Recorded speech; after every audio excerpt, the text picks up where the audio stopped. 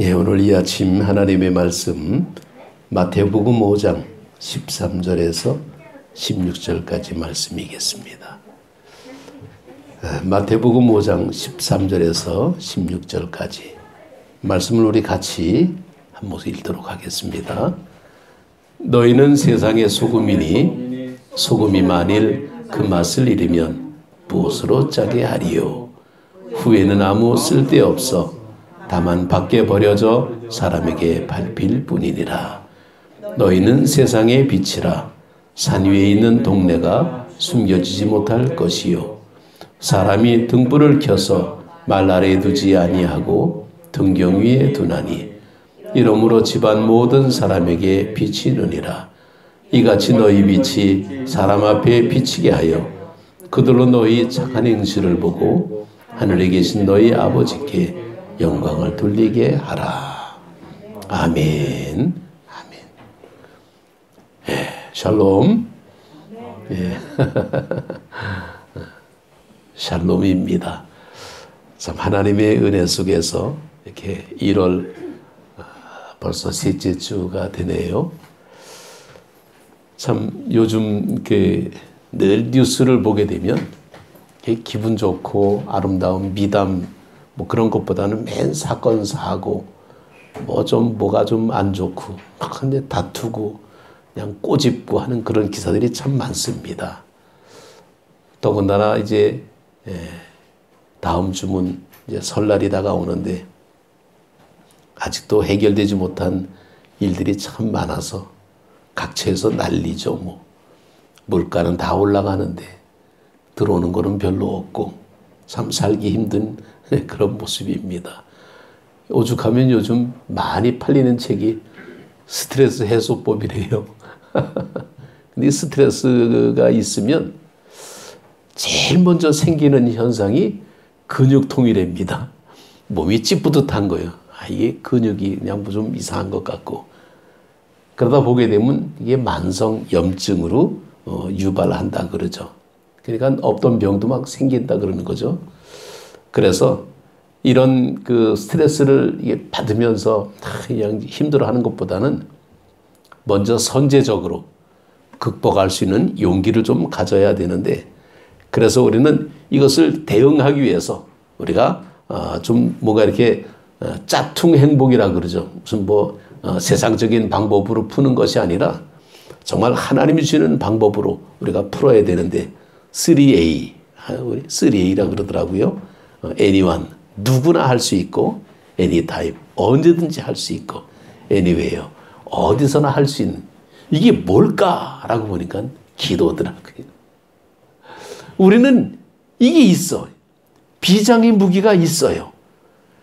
아무리 명검도 칼집에 꽂혀 있으면 아무 소용이 없습니다. 검은 뽑아야 되는 거죠. 그래서 우리는 기도를 의지적으로 칼집에 있는 칼을 뽑아야 칼을 쓸 수가 있는 것처럼 우리가 실천해야 되는데, 정신을 집중하는 거하고 정신을 차리는 거 하는 거는 조금 차이가 있습니다. 이 정신을 집중하는 것은 정신을 이렇게 한 대로 이렇게 모아주는 건데, 정신을 차린다라는 것은 이 올바른 방향으로 이 정신을 차린 것을 이렇게 이제 이끌어가는 이제 방향을 잡아주는 것이 바로 정신을 차린다 그럽니다. 정신 집중도 중요하지만은 정신을 차려야 되는 거예요. 정신을 차려서 보니까 오늘 예수님께서 산상수훈이라고 하시는 산 위에서 산 아래를 내다보면서, 우리 교회가 우리는 산 중턱인데 다른 사람들은 우리가 산 꼭대기 있는 줄 알아요. 우리는 산 중턱입니다. 중턱에서 아래를 내다보면서 어쩌면 이 우리 교회 자리가 무슨 산상수훈하는 자리 같아. 밑을 나주 시내를 이렇게 내다보면서 하나님의 말씀을 우리가 읽습니다.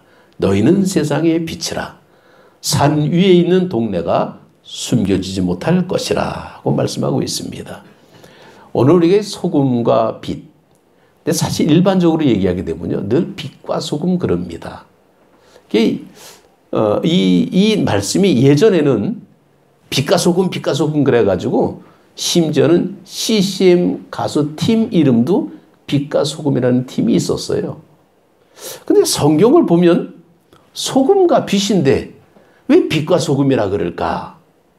가만히 보니까 빛이라는 것은 뭔가 스타, 라이징 스타, 뜨는 스타, 뭐 이렇게 좀 뭔가 남 앞에 막 나서고 좀 이름값 좀 하고 이렇게 좀 유명세 좀 타고 이런 게 먼저 사람들이 선호하고 있다라는 거예요. 근데 반대로 소금은 뭡니까? 녹아지는 거거든. 없어지는 거예요. 희생하는 겁니다. 그러니까 누가 이렇게 그걸 하려고 그래? 다 나서기 좋아하고 다 이름 내려고 그러고 다 그러죠. 그러다 보니까 빛이 먼저 나가고 있더라고요. 근데 성경에 보게 되면 소금이 먼저예요. 소금처럼 우리는 이 땅에서 뭔가 낮아지면서 맛을 내는 그런 역할을 할 때에 하나님께서 우리를 빛으로 들어세워 주신다는 겁니다. 순서가 있어요. 이 억지로 되는 게 아닙니다. 어느 학교에서 이 교수님이 학생들에게 이제 그 강의 시간에 이만한 그 어항을 하나 갖고 왔습니다. 어항을 갖고 오고는 학생한테 이렇게 얘기하는 거예요. 자, 너희들 이제 밖에 나가서 돌멩이를 주워와 갖고 이 어항에 좀 가득 채워라. 아니, 강의하다 말고 돌멩이를 채우라 그러니까 뭔 얘기입니까? 근데 그 중에 학생 중에 머리 똑똑한 애가 야, 큰 덩어리 이 돌을 갖다 주게 되면 금방 채우겠다. 그래갖고 큰 것 갖고 오고, 어떤 여학생은 아유, 무거운 거 힘드니까 조그만 돌 가져가자. 그리고 조그만 갖고 오고, 어쨌건 여러 학생들이 모여서 이 어항에 돌을 채웠습니다. 교수님이 학생들에게 물어봅니다. 자, 어떻게 보이냐? 그랬더니 가득 차 보입니다. 그러는 거예요. 그래? 그러면 나가서 모래를 주워와 가지고 빈틈을 좀 채워봐라. 그때 이제는 학생들이 나가서 모래를 한 굽씩 갖고 와 가지고 집어넣는데 돌 사이사이에 빈틈이 너무 많이 있는 게 그제서 보이더라는 거예요. 모래로 다 채웠습니다. 또 교수님이 묻습니다. 자, 어떻게 보이냐? 그랬더니 가득 차 보입니다. 그러는 거예요. 그래? 나가서 주진에다가 물 좀 받아다가 물 좀 부. 물을 부니까 또 물이 또 쑥 들어가고 있어요. 물이 가득 찼습니다. 교수님이 학생들에게 어떻게 보이냐? 그랬더니 가득 차 보입니다. 그러면 첫 번째, 돌멩이로 가득 찼을 때도 가득이고, 모래까지 채웠을 때도 가득이고, 물까지 채웠을 때도 가득이고, 어떤 게 진짜냐? 다 가득이다 라는 거예요. 그러면서 교수님이 그런 겁니다. 눈에 안 보인다고 가득 찬 게 아니다라는 거예요. 눈에 안 보여도 우리는 공기 중에 사는 우리의 모습이기 때문에 우리는 가득 채우는 것은 우리가 기도를 그렇게 해야 된다는 거죠. 하나님 앞에 기도 돌멩이 채운 것처럼 할 만큼 했습니다. 열심히 했어요. 그런데 뭔가 좀 부족한 것 같아. 오늘 하나님의 말씀을 보게 되면요, 우리는 하나님의 약속을 믿습니다. 분명한 거예요. 프로미스, 약속입니다. 그런데 하나님은 약속도 중요하지만은 약속이 이루어지는 프로세스, 과정까지도 중요시하고 있다는 거예요. 유대인들에게는 가장 중요한 말씀을 율법이라 그럽니다. 이걸 히브리 말로 토라라고 얘기하는데, 토라는 모세오경이에요. 5가지 책입니다. 창세기, 출애굽기, 레위기, 민수기, 신명기. 이 가운데에서 창세기를 빼고 난 나머지 4개는 전부가 다 광야 얘기로 가득 차 있어요. 그러면 율법은 뭐냐? 광야 생활이라는 겁니다. 광야에서는 뭐냐? 하나님의 말씀을 들어야 되고, 하나님의 말씀을 순종해야 되고, 그 속에는 불평도 있고 원망도 있고 시기도 있고 질투도 있고 오만 개 다 있지만은 끝까지 버티고 살아남은 자들이 가나안 땅에 들어가는 과정. 이게 모세오경 율법의 모습입니다. 자, 그럴 때에 우리는, 제가 언젠가 말씀을 드린 적이 있는데 크러싱에 대한 말씀을 좀 드렸죠. 부서지는, 포도는 열매 자체가 목적이라기보다는 부서져서 으깨져서 거기에 즙이 될 때에, 포도즙이 될 때에 이것이 사람에게 기쁨이 된다. 그래서 이 부서지는 것이 이 포도로서는 힘들지만은 포도를 그냥 먹는 것보다 이 으깨서 포도즙을 만들어서 먹는 게 훨씬 더. 그래서 예전에 성경에 보게 되면 가나의 혼인잔치 뭐 이러면서 포도주가 나오잖아요. 이게 바로 으깨지는 그런 모습입니다. 언제 으깨지느냐? 광야라는 거예요. 이게 율법입니다. 이게 결국은 하나님을 믿는 신앙생활은 뭐냐? 내가 낮아지고 부서지고 깨지는 그런 관계 속에서 하나님 앞에 아름답게 가다듬어지는 단계가 신앙생활이에요. 누구나 완성품은 참 좋아하는데 미완성품은 조금 좀 신경 쓰인 때가 있어요. 우리가 그 학생들 보게 되면 공작하는 그런 게 있는데 이 공작 그 재료 보게 되면 재료들이 굉장히 부품들이 많아. 그걸 가지고 와서 학생들은 이제 조립을 해가면서 만들어 가야 됩니다. 근데 좀 재주가 있는 학생들은 잘 만들고 거기다가 뭐 풀칠도 하고 뭐 종이도 붙이고 고무줄로 뭐 감고 하는데 재주가 없는 사람은 하다가 망치고 뭐 부러지고 그냥 뭐 끊어지고 막 난리가 나죠. 우리의 상태가 바로 그런 상태의 모습이 아닐까. 우리는 아직도 완성되지 못한 미완성품의 모습이라는 것을 볼 때에 참 힘들어요. 우리가 성경을 이제 그 볼 때에 대체적으로 아주 위대한 사람들은 자꾸만 등장합니다. 이유가 있어요. 그런데 그 위대하기 직전의 그 모습을 보게 되면 다윗이 사울 왕한테 피해서 도망치던 시기가 사무엘상 22장에 보게 되면 한 10년 정도가 걸린다. 도망치는 피난살이의 모습이. 자, 그러면 피난살이가 10년이라는 것은 이게 참 얼마나 피곤한 모습입니까? 우리는 다윗을 믿음의 사람이요 하나님의 사람을 얘기하는데 다윗도요 하다 보게 되면 별짓 다 합니다. 인간의 아주 추한 모습, 치사한 부끄러운 모습까지도 다윗은 벌리고 있어요. 우리가 볼 때 뭐 하나님의 내 마음에 합한 자라 굉장히 칭찬받고 위대한 정말 그 골리앗을 막 이기고 이런 어떤 그런 모습을 보게 되면 상당히 용맹스러운 장군의 모습은 보이는데 찌질하기가 이럴 데가 없어요.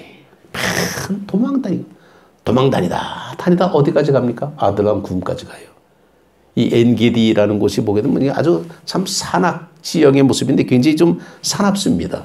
그래서 이 막 골짜기가 많고 그 굴에 막 들어가서 사는데 다윗이 오죽할까라는 거예요. 처절합니다. 사실 다윗이 기도 안 했겠어요? 하다 기도하다 안 되니까 기도질이 끊어지는 거예요. 이게 광야예요. 우리의 신앙생활을 믿음 생활 열심히 하려고 하는데 안 하려고 맘먹으면 그냥 막 띵까띵까 아무렇게 막 살아도 됩니다. 그런데 열심히 살려고 하다 보니까 뭔가 좀 힘든 게 많아. 별게 다 걸리는 게 있어요. 신경 쓰이는 게 막 생깁니다. 그러다 보니까 짜증날 때도 있고 본의 아니게 예민해지고 날카로워져.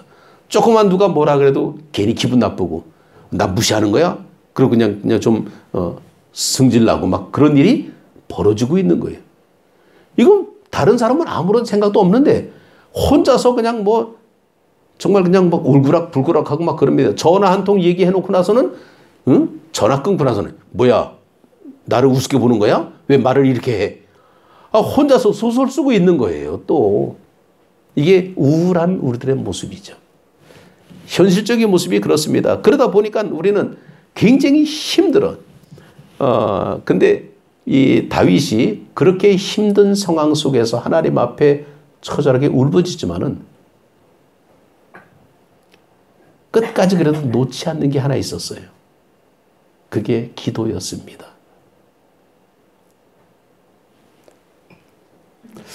남들은 다 힘들고 어려워서 아유 차라리 그냥 아무렇게나 살면 좋겠다라고 생각하는 그 상황 속에서도 다윗은 하나님 앞에 무릎을 꿇었습니다. 그 아들람 굴에서의 어떤 그런 고통당하던 그런 때 이게 고백이 시편 57편에도 나와요. 이 표제에 보게 되면 그렇게 납니다. 사울에 대해서 사울을 피해서 굴에 있을 때 이렇게 나와요. 그래 이게 뭐 아들람 굴이에요 이게. 그런데 이 굴에서 숨어 있는 것은 도망치다 끝까지 도망치는 그런 상황의 모습인데 최악의 상황의 모습인데 거기서 하나님의 놀라운 역사가 나타나고 있는 거예요. 그 최악의 상태 속에 정말 사람들이 그 다윗을 찾아옵니다.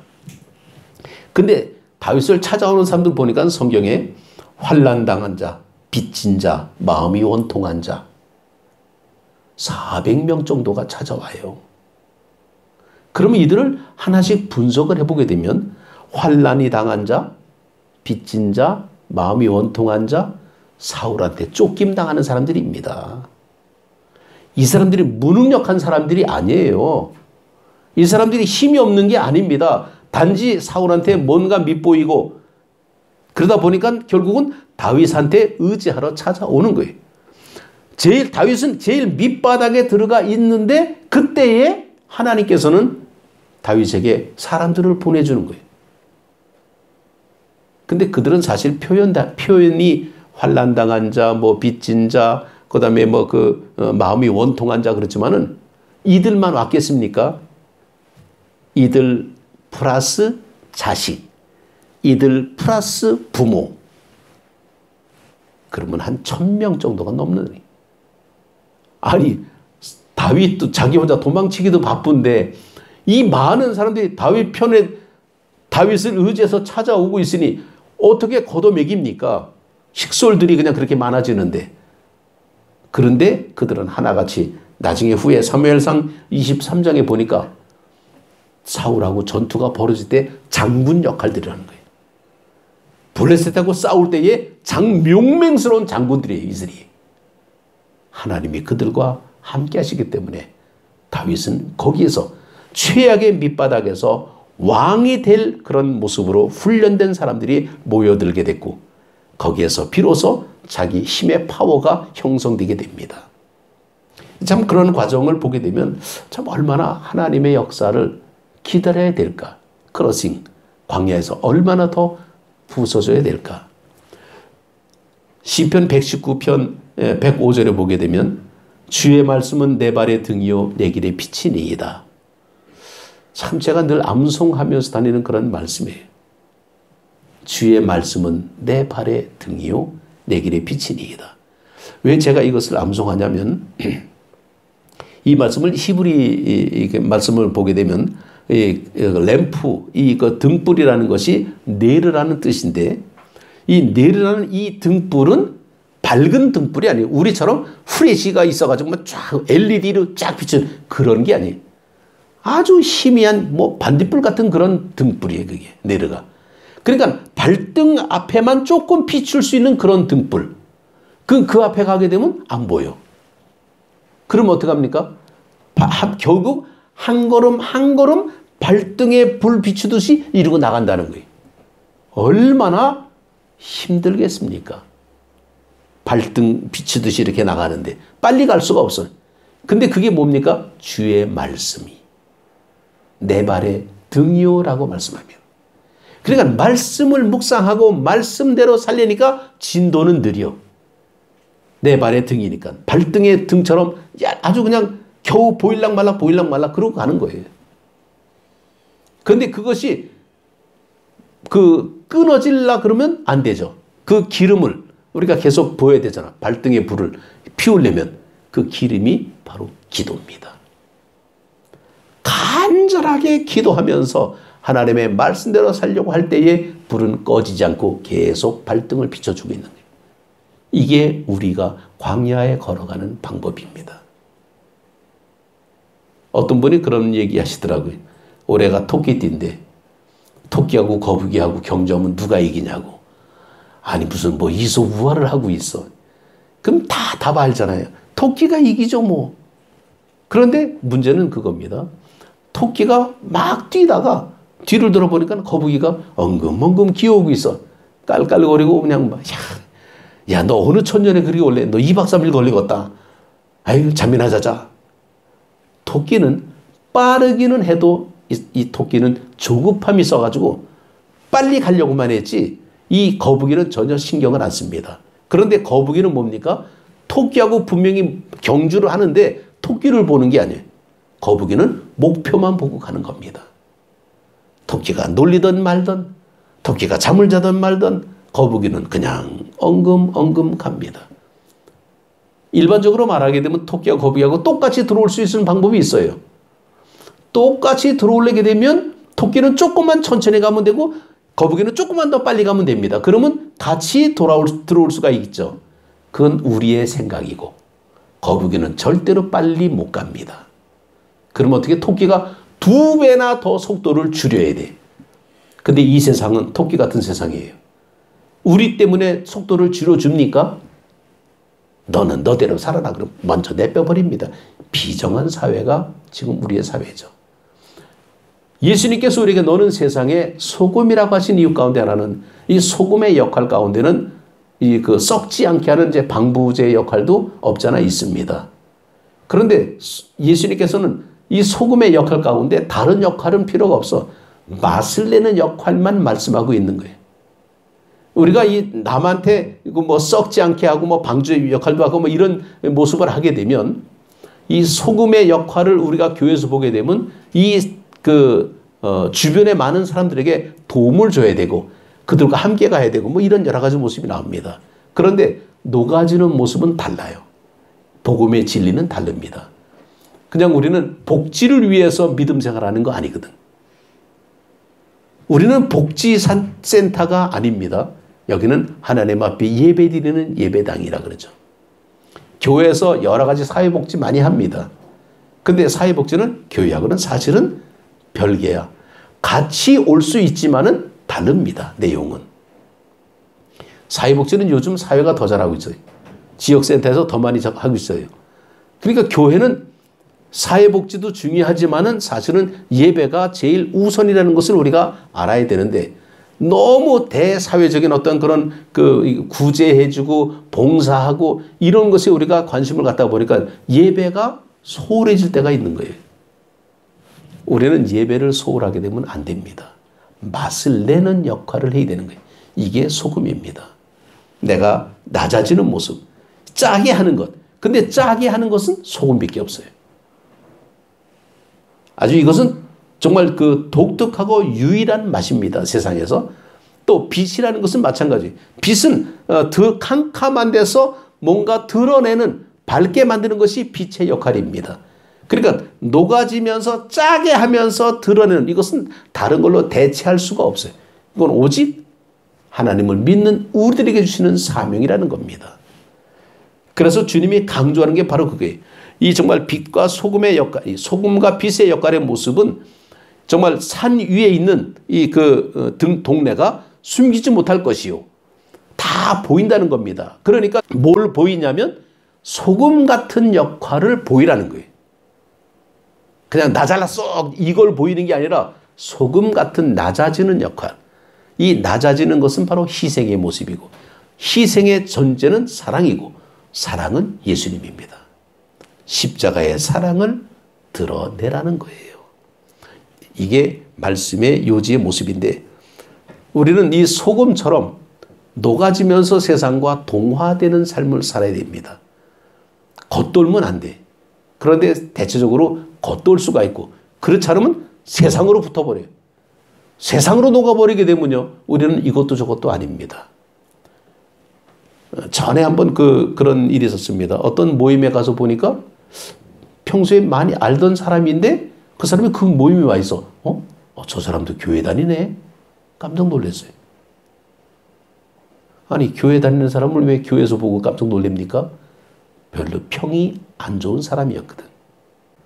사실 반대로 사회에서 인정받고 존경받고 덕스러운 그런 사람이 교회에 오게 되면 얼마나 좋겠습니까? 이게 우리의 본질의 모습인데 본질은 가려지고 주고 빛의 역할만 자꾸 등장하면서 소금 역할은 안 해. 그러다 보니까 잘난 사람만 오는데 보니까 교만한 사람이 오게 되고 뭔가 자만스러운 사람이 오게 되고 또 못된 사람이 들어오게 되고 목소리 큰 사람이 들어와서 해집고 다니고 이런 일이 벌어지는 거예요. 그러니까 교회가 인정을 못 받을 때가 있습니다. 우리는 맛을 내는 그런 모습이 있어야 되는데 옛날에 한번 대장금인가 그런 드라마가 있었죠. 굉장히 인기가 있어 좀 많이 봤는데 그때 기억나는 게 어릴 때 대장금에게 무슨 요리 재료를 놓고 이제 뭐가 들어가 있나를 알아맞혀 보라는 이제 테스트 하는데 홍시를 거기다가 이렇게 넣었어요. 음식 속에다가. 근데 얘가 이렇게 먹고 나서는 무슨 맛이 나느냐 그랬더니 홍시 맛이 납니다. 그런 거예요. 그래서 어째서 홍시 맛이 나느냐 그러니까 하는 대답이 아니 홍시 맛이 나는데 홍시 맛이 난다고 물어보면 내가 뭐라고 대답합니까? 참 당돌하게 그렇게 나와요. 대사가 그런 식으로 나옵니다. 내가 정확한 건 기억이 안 되는데 홍시를 먹었기 때문에 홍시 맛이 나는데 홍시 맛이 난다고 그걸 어떻게 물어보면 내가 뭐라고 대답합니까? 이게 나는 어떻게 들었냐면 그리스도인들이 믿음 생활할 때에 소금의 역할과 빛의 역할은 우리의 사명인데도 불구하고 그 역할에 대해서 우리가 모르고 있으니까 그것을 드러내라는 것으로 저는 보고 있습니다. 우리는 이름 없이 빛 없이라는 그런 모습은 일반적인 어떤 그런 모습인데 요즘은 이름 있고 빛 있고 이렇게 나오잖아요. 이름 없이 빛 없이. 이게 어떻게 보게 되면 이게 마태복음 5장의 말씀처럼 나오는 거예요.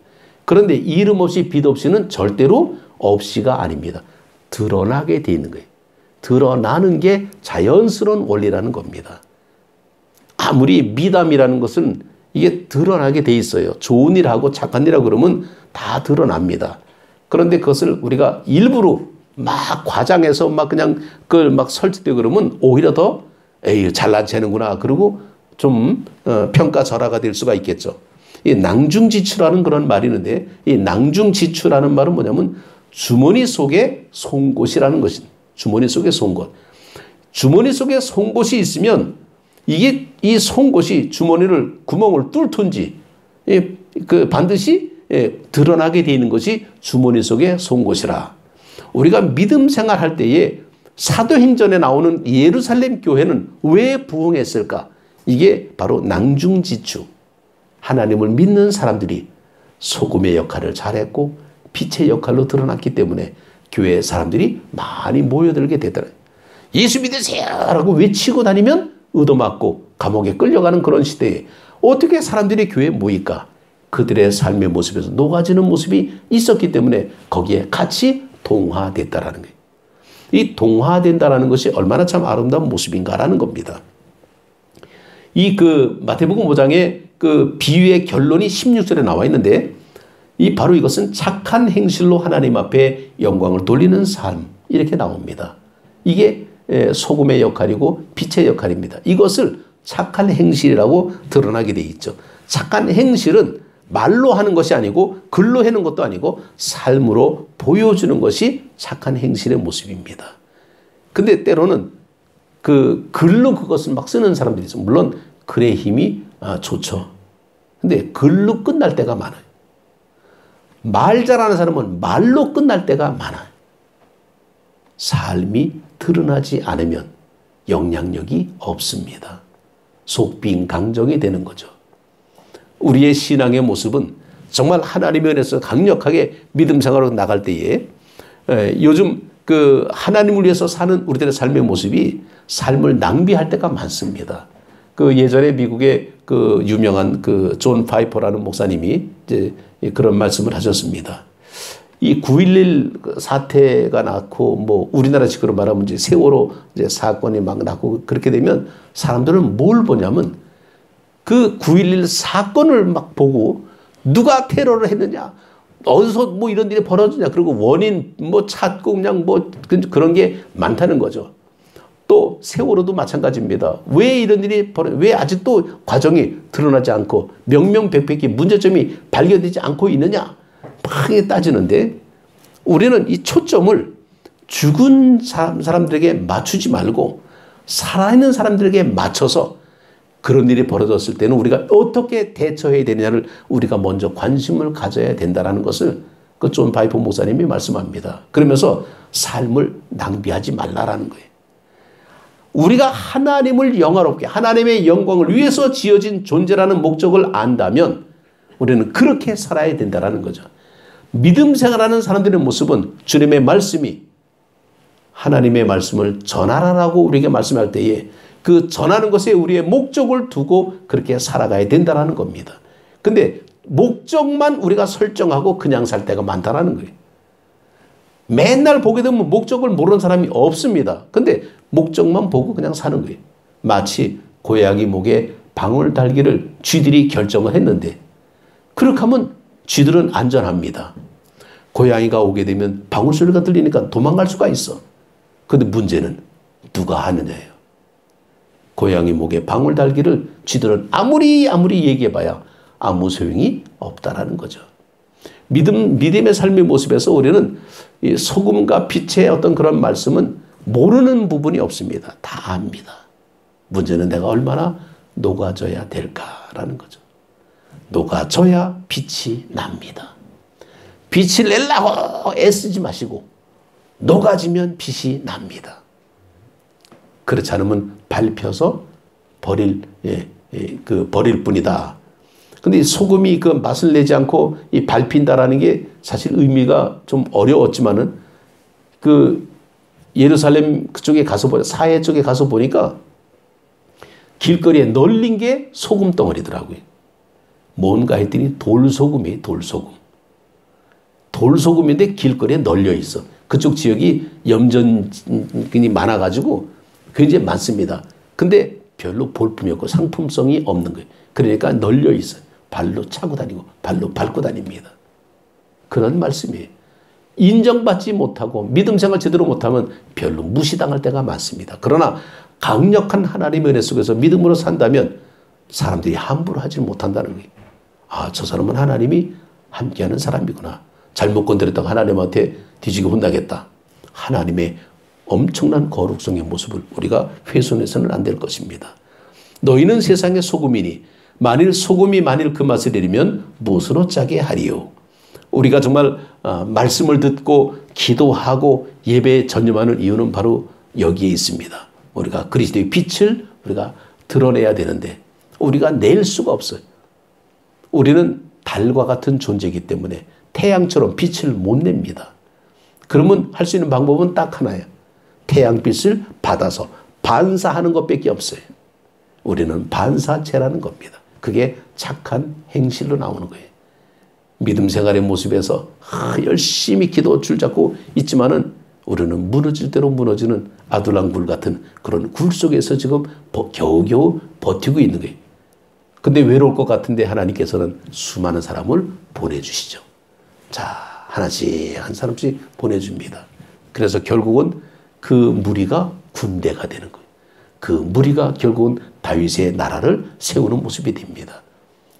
광야의 삶의 모습은 막연한 삶의 모습이 아니라 하나님의 계획 속에서 진행되고 있는 광야의 삶 속에서 우리는 정말 소금의 삶, 빛의 삶이 되기 위해 힘쓰며 애쓰는 우리 모두가 되시기를 주님의 이름으로 축복합니다.